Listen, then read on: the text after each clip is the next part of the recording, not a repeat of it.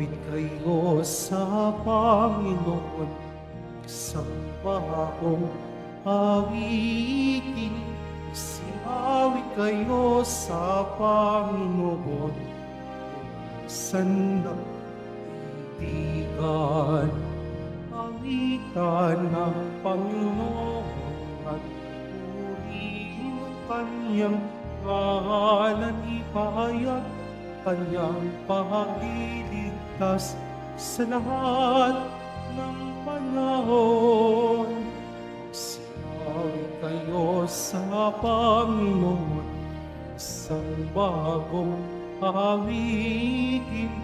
Siawit kayo sa Panginoon, sandaigdigan. Sa ngala ng Ama at ng Anak at ng Espiritu Santo, Amen. sumainyo ang Panginoon. At sumayo rin. Mga kapatid, aminin natin ang ating mga kasalanan upang tayo'y maging marapat gumanap sa banal na pagdiriwang.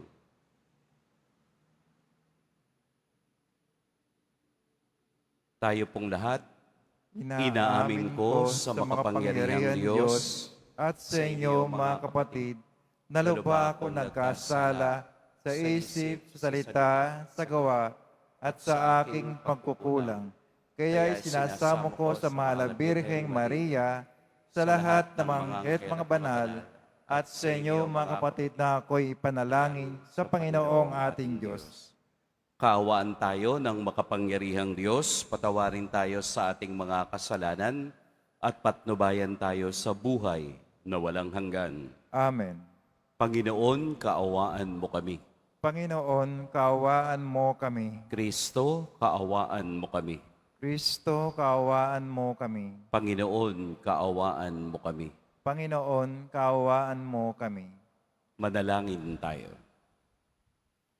Ama naming makapangyarihan, ang iyong dumadalanging sambayanan ay matapat mo nawang lingapit subaybayan upang makita naming ang dapat gampanan ay para rito'y magkaroon kami ng kakayahan sa pamamagitan ni Hesukristo kasama ng Espiritu Santo magpa sa walang hanggan. Amen. Magsipo muna ang lahat.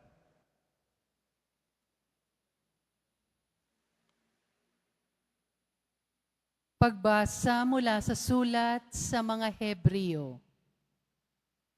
Mga kapatid, sapagkat ang salita ng Diyos ay buhay at mabisa, higit na matalas kaysa alinmang tabak na magkabilay talim. Ito'y tumatagos maging sa pinakahihiwalayan ng kaluluwa at espiritu ng mga kasukasuan at ng utak sa buto, at nakakataho ng mga isip at binabalak ng tao. Walang makakapagtago sa Diyos, ang lahat ay hayag at lantad sa Kanyang paningin at sa Kanya tayo magsusulit. Magpakatatag tayo sa ating pananampalataya, yamang mayroon tayong dakilang saserdote na pumasok sa kalangitan sa harapan ng Diyos. Walang iba kundi si Jesus na anak ng Diyos. Ang dakilang saserdote nating ito ay nakauunawa sa ating mga kahinaan sapagkat sa lahat ng paraay tinutukso siyang tulad natin, ngunit hindi nagkasala. Kaya't huwag na tayong mag-atubiling lumapit sa trono ang mahabaging Diyos at dooy kamtan natin ang habag at kalinga sa panahong kailangan natin ito. Ang salita ng Diyos. Salamat sa Diyos. Espiritong bumubuhay ang salita ng may kapal. Espiritu bumubuhay ang salita ng may kapal. Ang batas ng Panginoon ay batas na walang kulang. Ito'y utos na ang dulot sa tao ay bagong buhay. Yaong kanyang mga batas ay mapagkakatiwalaan, nagbibigay ng talino sa pahat ang kaisipan. Espiritong bumubuhay, ang salita ng may kapal. Ang tuntuning ibinibigay ng poon ay walang wastong utos. Liligaya ang sino man kapag ito ang sinunod. Ito'y wagas at matuwid pagkat mula ito sa Diyos, pangunawa ng isipan, yaong bungang idudulot. Espiritong bumubuhay, ang salita ng may kapal. Yaong paggalang sa poon ay marapat at mabuti, isang banal na tungkulin na iiral na parati. Pati mga hatol niya'y matuwid na kahatulan, kapag siya ang humatol, ang pasya'y pantay-pantay. Espiritong bumubuhay, ang salita ng may kapal. Naway itong salita ko at ang aking kaisipan sa iyo ay makalugod.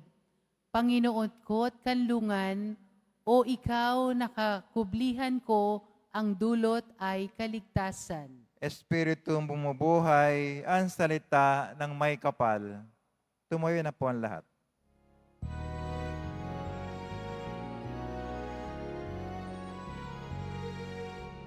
Hallelujah, Hallelujah, Hallelujah, Hallelujah.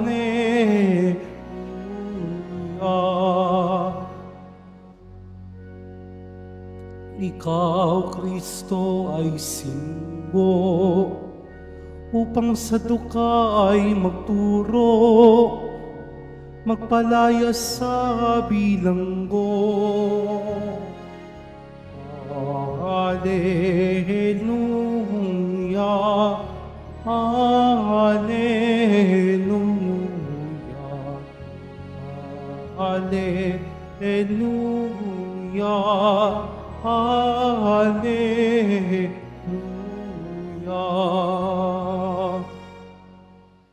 Sumainyo ang Panginoon. At sumayo rin. Ang mabuting balita ng Panginoon ayon kay San Marcos. Papuri sa iyo, Panginoon.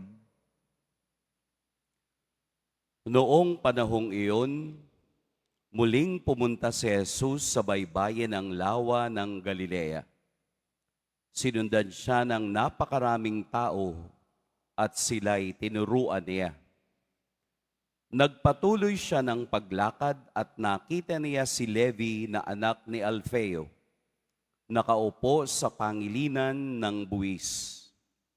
Sinabi sa kanya ni Jesus, "Sumunod ka sa akin." Tumindig naman si Levi at sumunod.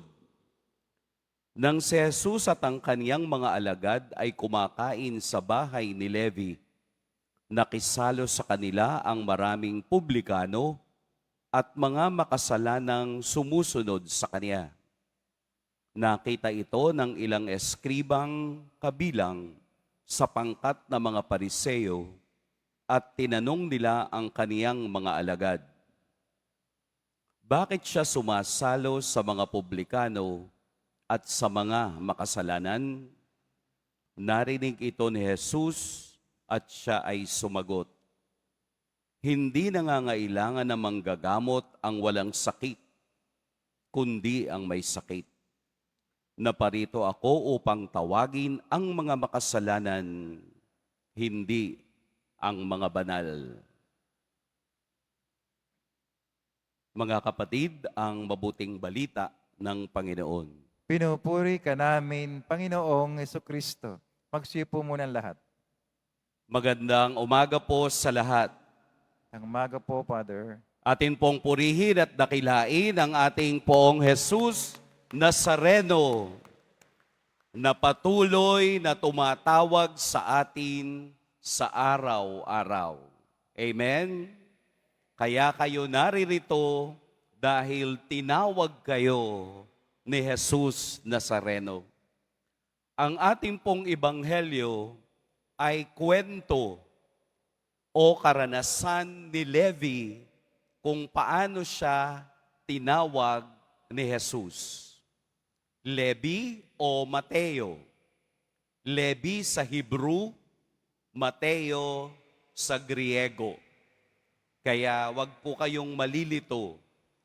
Si Mateo at si Levi ay isang tao lamang. Sa ating pagdinilay ngayon sa Ebanghelyo, napakagandang tingnan na ang salita ni Kristo ay nakapagpapabago. Sa Ingles, 2 salita lang. Come. Sa Ingles, parang madaling maunawaan. Pero kung susumahin natin, malalim ang kaugnayan ng mga salita ni Jesus sa karanasan ni Levi. Kaya nang sinabi ni Jesus, sumunod ka sa akin, walang tanong-tanong, siya'y tumindig at sumunod kay Jesus. Maaaring ano ang nasa kaisipan ni Levi? Maaaring sinasabi niya sa sarili niya, anong kapangyarihan meron ang taong ito? At bakit sa kaniyang salita, walang nakapigil upang ako'y sumunod? Minsan, naisip ko rin, hindi kaya naisip ni Levi o kaya nasa isip ni Levi na kapag sumunod ako dito, marami akong tax na makokolekta. Baka lagyan ko to ng tax. Pero hindi Dahil ang kapangyarihan ng Diyos sa pagtawag niya sa bawat isa ay nakakapagpanibago ng buhay at nakakapagpanibago ng karanasan. Kaya sa pagpapatuloy ng kaniyang pagkilala kay Jesus, narinig natin ang salita niyang nagpapanibago na siya ay naririto upang tingnan ang lahat ng may sakit at hindi lahat ng mga banal. Tayong lahat ay katulad din ni Levi na araw-araw tinatawag ng Diyos sa pagpapanibago ng ating buhay. Kung papaanong nagbago si Mateo at simula sa pakikinig sa salita ni Kristo, there is no turning back. Hindi na siya tumalikod pa, bagkus sumunod kay Jesus hanggang kamatayan. Sumunod kay Jesus at ibinigay ang kaniyang buhay. Nakita natin sa Ebanghelyo na si Levi bilang isang tax collector ay makasalanan. Pero hindi tiningnan ni Jesus ang estado ng kaniyang buhay, bagkus tinawag at sumunod sa kaniya. Lahat tayo makasalanan. Lahat tayo nangangailangan ng salita ni Kristo, ng tawag ng Diyos upang tayo'y manibago. Lahat tayo hindi perpekto sa paningin ng Diyos. Siya ang nagpupuno sa lahat ng ating kahinaan, sa lahat ng ating kawalan, sa lahat ng ating pagsisikap. Ang Diyos ang pumupuno nito. Dahil ang tao lamang nakakikilala sa Diyos ay ang taong tumatanggap na siya ay kulang at makukumpleto lamang kung siya ay susunod, maniniwala, mamumuhay ayon sa diwa ni Kristo. Ang karanasan ni Levi ay karanasan nating lahat. Sa kaniyang pagiging makasalanan, naniwala siya at tumugon sa tawag ni Kristong, sumunod ka sa akin. Ang kabanalan po ay para sa lahat. Ang pagsunod sa Diyos ay para sa lahat. Ang pagtingin sa kagandahang loob ng Diyos, sa kaniyang walang hanggang awa, ay para sa lahat.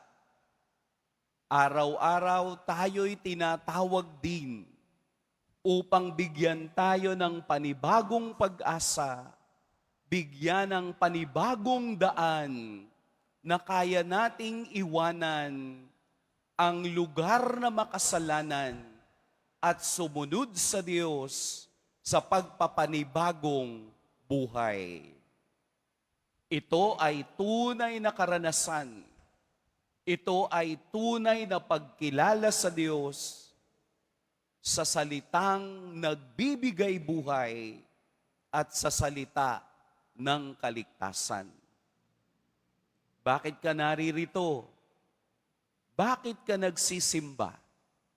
Dahil lahat tayo'y may sakit. Lahat tayo'y makasalanan na nangangailangan ng awa at pag-ibig ng Diyos. Kaya nga tinatawag ng Diyos ang makasalanan upang ipakita sa mayayabang na hindi kilala ang Diyos, na ang Diyos kapag kinakapitan ay nababago ang takbo ng buhay. Lumalim tayo sa araw-araw nating pakikiisa sa paglalakbay ni Kristo. Tayo sana ay lumago sa kaniyang mga salita upang kung ano ang ating narinig ay siya rin nating isabuhay kung papaanong narinig din ni Mateo ang tawag ni Kristo. Sumunod ka sa akin. Titindig tayo, gagalaw tayo, sapagkat ang pananampalataya ay kailangang humahakbang patungo sa kabanalan ng Diyos. Kaya nga napakaganda rin ang unang pagbasa na ang salita ng Diyos ay katulad ng balaraw na magkabila ang talim. Kung nasasaktan ka sa salita ng Diyos, kung nauunawaan mo ang salita ng Diyos, ito ay tatalos sa iyo magkabila at alam mo na ang pagsunod sa Kanya ay masakit, pero maghahatid sa iyo sa Kaniyang kabanalan. Lahat tayo ay minsang hinihiwa at sinasaksak ng balaraw na ito o tabak na ito, pero either or, wala tayong lusot sa Diyos kapag ikaw ay tinawag niya. Tinatawag tayo at muling sinasabi sa ating, sumunod ka sa akin. At kung tayo'y susunod sa Diyos, gayahin natin si Mateo, there is no turning back. Pagpalain tayo ng poong may kapal. Tumayo na po ang lahat.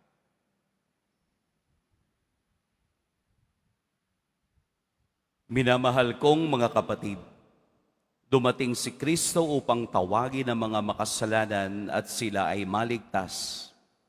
Mulat sa tawag na ito, may kababaang loob, ilapit natin ang ating mga panalangin sa Ama. Banal na manggagamot, hipuin mo kami. Banal na manggagamot, hipuin mo kami.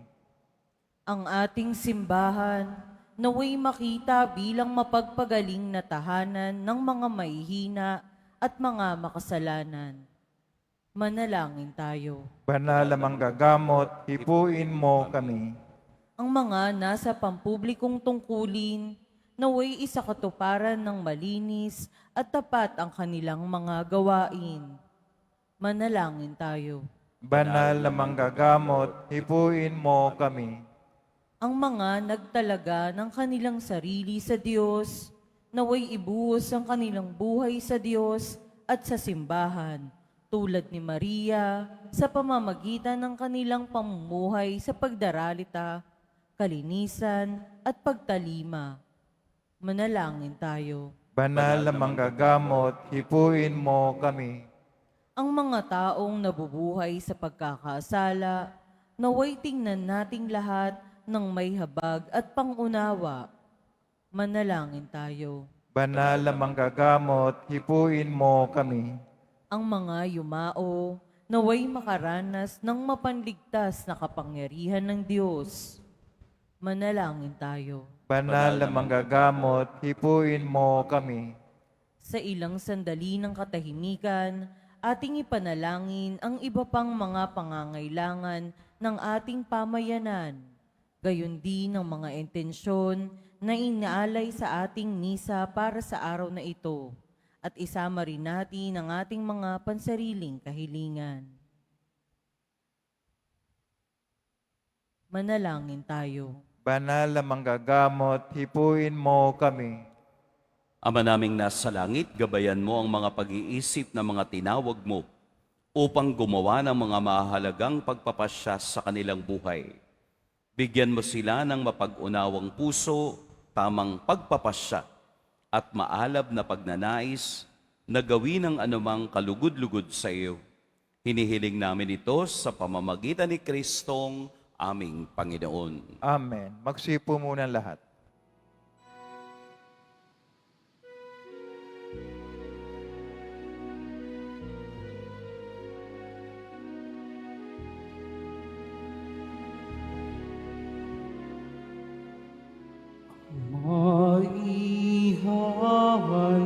Maihahandog sa'yo, Panginoon,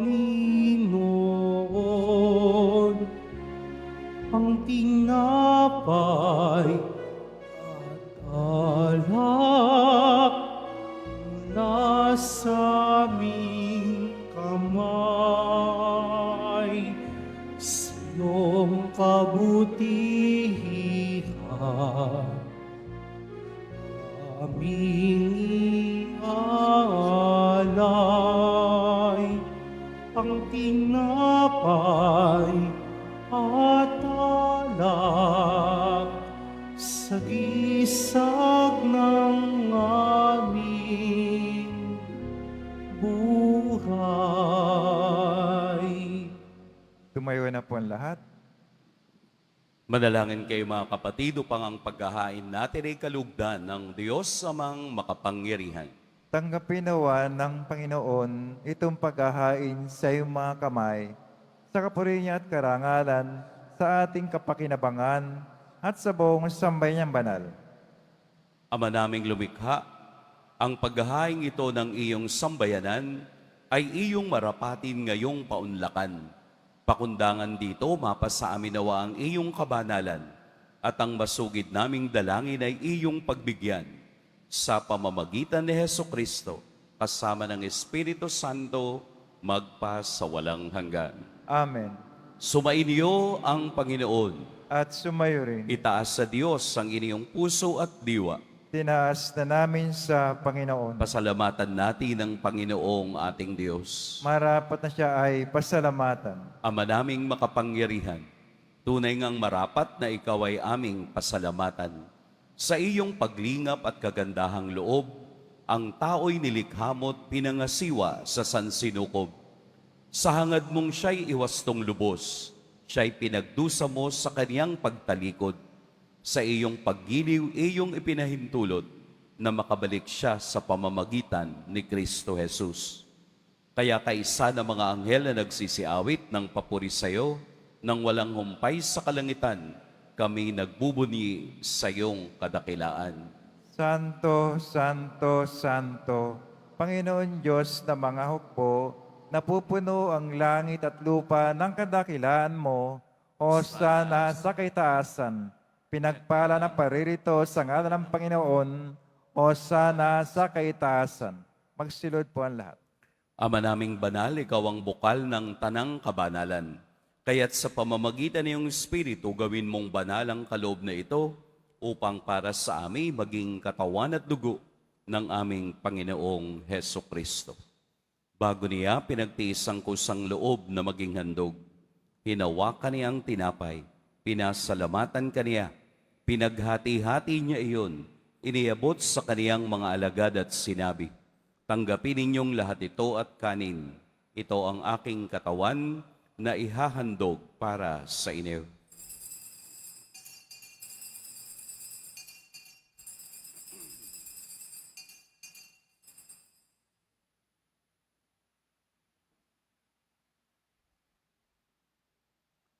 Gayun din naman, noong matapos ang hapunan, hinawakan niya ang kalis, muli kaniyang pinasalamatan, inabot niya ang kalis sa kaniyang mga alagad at sinabi, "Tanggapin ninyong lahat ito at inumin. Ito ang kalis ng aking dugo. Nang bago at walang hanggang tipan, ang aking dugo na ibubuhos para sa inyo at para sa lahat, sa ikapagpapatawad ng mga kasalanan. Gawin ninyo ito sa pag-alala sa akin."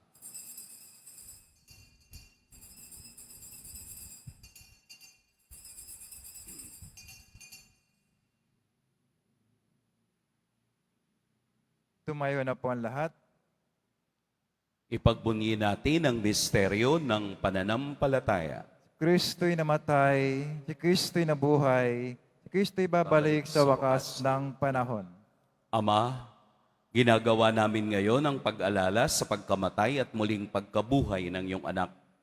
Kaya't iniaalay namin sa iyo ang tinapay na nagbibigay buhay at ang kalis na nagkakaloob ng kaligtasan.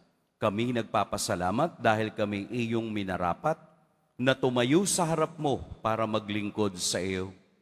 Isinasamo namin kaming magsasalo-salo sa katawan at dugo ni Kristo ay mabuklod sa pagkakaisa sa pamamagitan ng Espiritu Santo. Ama, lingapin mo ang iyong simbahang laganap sa buong daigdig. Puspusin mo kami sa pag-ibig kaysa ni Francisco na aming Papa at ni Jose na aming Obispo at ng Tanang Kaparian. Alalahanin mo rin ang mga kapatid naming nahimlay nang may pag-asang sila'y muling mabubuhay, gayon din ang lahat ng mga pumanaw.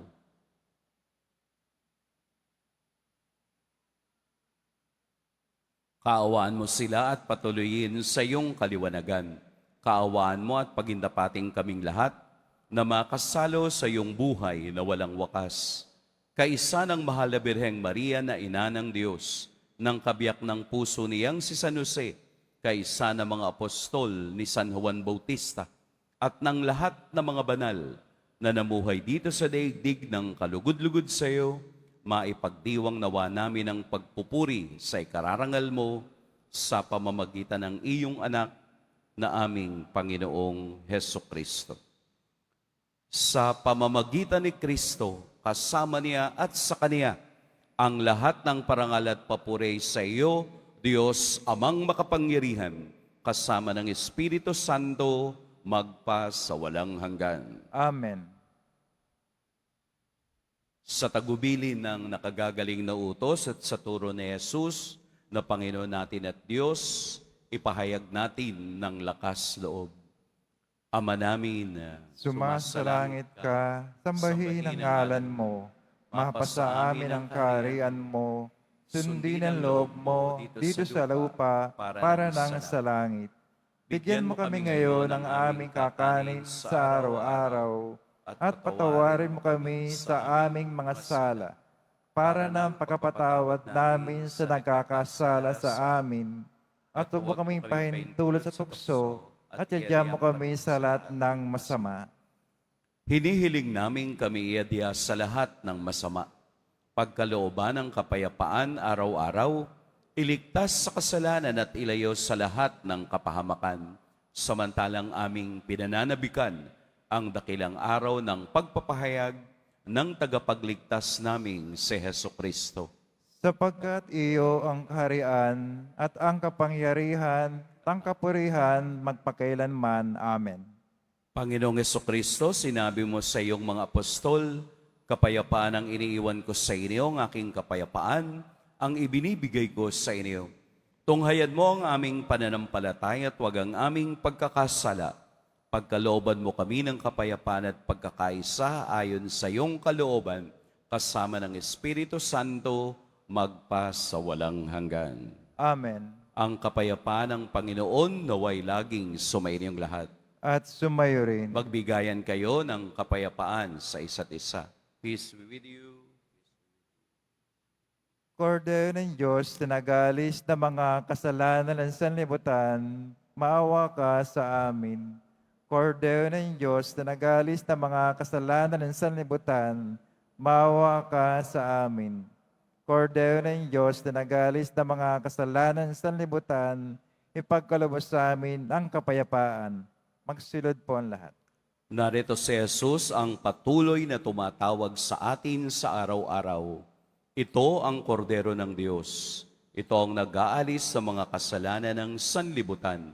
Mapapalad ang inaanyayahan sa kaniyang piging. Panginoon, hindi ako karapat-dapat na magpatuloy sa iyo, ngunit sa isang salita mo lamang ay gagaling na ako. May the body and blood of Christ.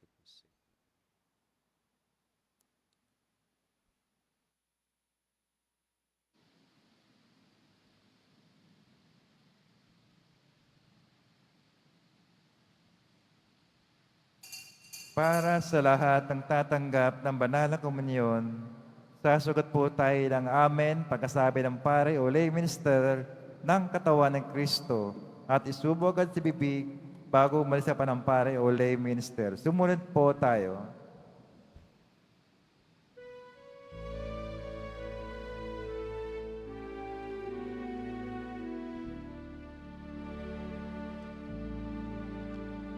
Sa tuwing ka'y namamalas, o aking Jesus, pag-ibig ko sa'yo'y nagniningas, diwa'y nabubuhayan, aking nababatid, pag-ibig mong lubos, pagtatangi mo sa aking bilang kaibigan.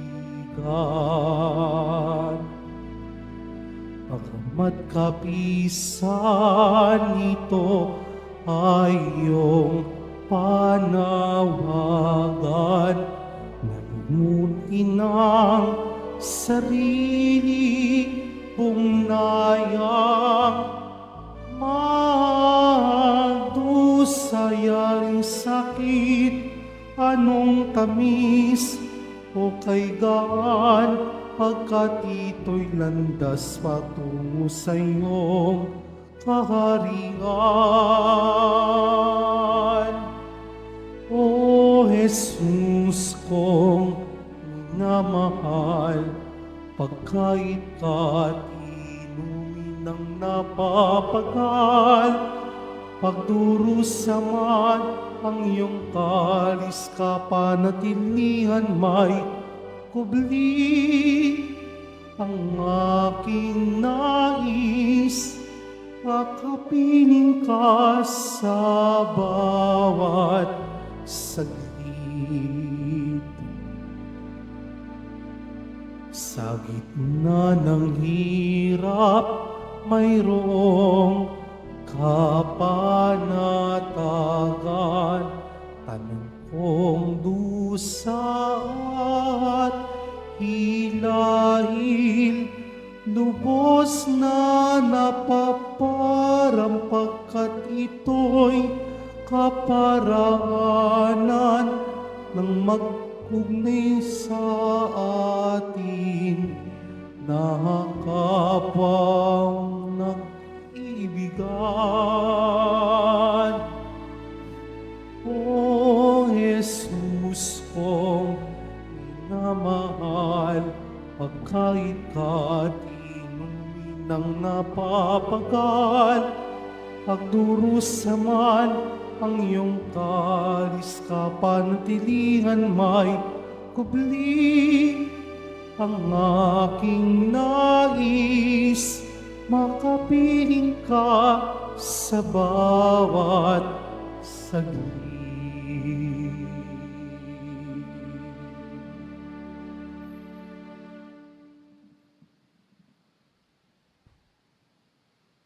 Muling binabalik ng Quiapo Church ang Iloilo Pilgrimage Batch 2 sa darating na ika-18 hanggang ika-20 ng Pebrero. Halina't magdasal at maglakbay sa iba't ibang simbahan at makasaysayang lugar sa lalawigan ng Iloilo. Ang mga flyers ay available sa ating information guard katabi ng ating finance office. Maaari din kayong tumawag sa numerong 0927-819-5959 para sa karagdagang impormasyon. Ito po ay limited slots only. Pagkatapos ng misa, wiwisikan po ang lahat ng banal na tubig. Pinakikiusapan ng lahat na manatili lamang muna sa inyong mga lugar, tanging sa Quezon Boulevard o sa plaza sa naman lamang ang labasan ng lahat. Sumunod po tayo. Maraming salamat po sa inyong pagdalaw at pagsisimba sa Basilica Menor at Pambansang Dambana ni Jesus Nazareno. Tumayo na po ang lahat.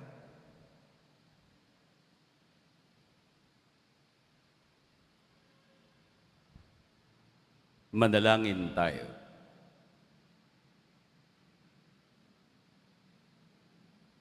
Ama naming mapagmahal, hinihiling namin kami pagbigyan, pakundangan sa iyong dulot na pakikinabang. Ipagkaloob mong ikaw ay aming paglingkuran sa pamamagitan ni Hesukristo, kasama ng Espiritu Santo, magpa sa walang hanggan.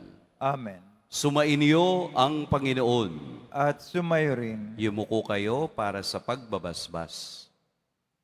Mahal na poong Jesus Nazareno, inihayag mo sa pamamagitan ng krus ang walang maliw na pag-ibig ng Diyos sa sangkatauhan.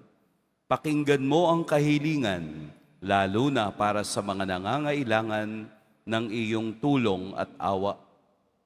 Makamtan nawa namin ang iyong kasagutan na may utang na loob na tinatanaw. Basbasan din po ninyo itong mga imahen at dasalan upang lalo kaming manalangin at magtiwala. Sa pamamagitan ng bendisyon na ito, naway lalo kaming maging mapaglingkod, masunurin at tapat sa iyo na aming maluwalhating Panginoon, magpa sa walang hanggan. Amen. At pagpalain kayo ng makapangyarihan at mapagmahal na Diyos, ang Ama at Anak at Espiritu Santo. Amen. Pumayo kayong taglayang kapayapaan ng poong Jesus Nazareno. Salamat sa Diyos.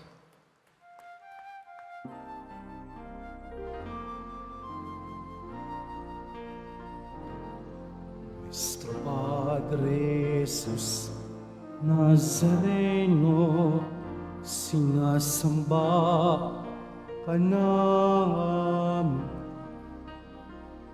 Pinipinto ka namin. Aral mo ang aming buhay at kaligtasan. Nuestro Padre Jesus Nazareno, hintas mo kami sa kasalanan. Ang krus mong pinamatayan ay sagisag ng aming kaligtasan. Nuestro Padre Jesus Nazareno, dinarangal namin. Nuestro Padre Jesus Nazareno, ninulwalhati namin. Nuestro Padre Jesus Nazareno, dinarangal namin. Nuestro Padre Jesus Nazareno, inulwalhati anak